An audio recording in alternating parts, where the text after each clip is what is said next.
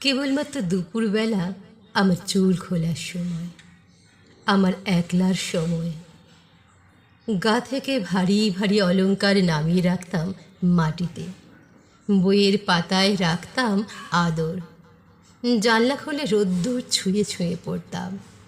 খাঁচার পাখি ছিল সোনার খাঁচাটিতে, জানালায় বড় বড় শিক। তার উপর মায়া পড়ল একদিন।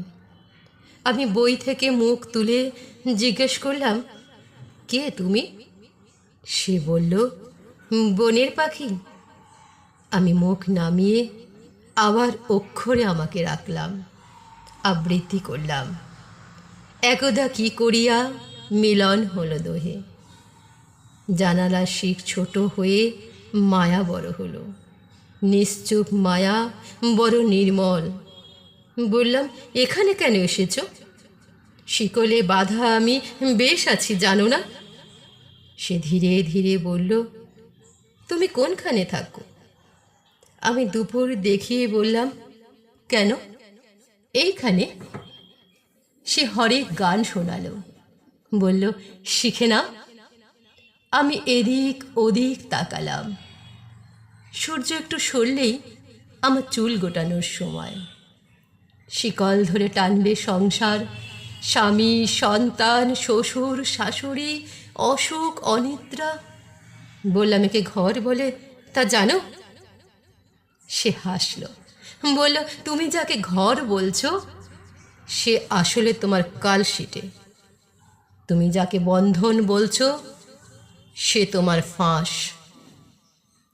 আমি আবার মুখ নামালাম।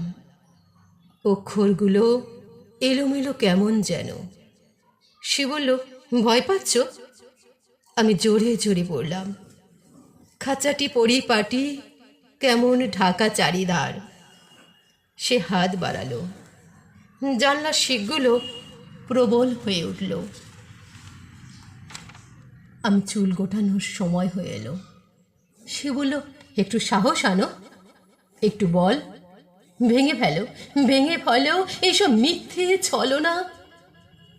চুল গুটিয়ে জানলা বন্ধ করতে করতে বললাম, দেখে এসো, ঘরে ঘরে কত চুল বাঁধা, কত দুপুর ফুরিয়ে যায় একদিন।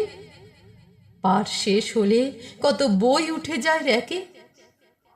সে মায়া চিৎকার করে উঠল, সকলেরই বাঁচার অধিকার আছে, একটাই জীবন, ভাসতে হয়।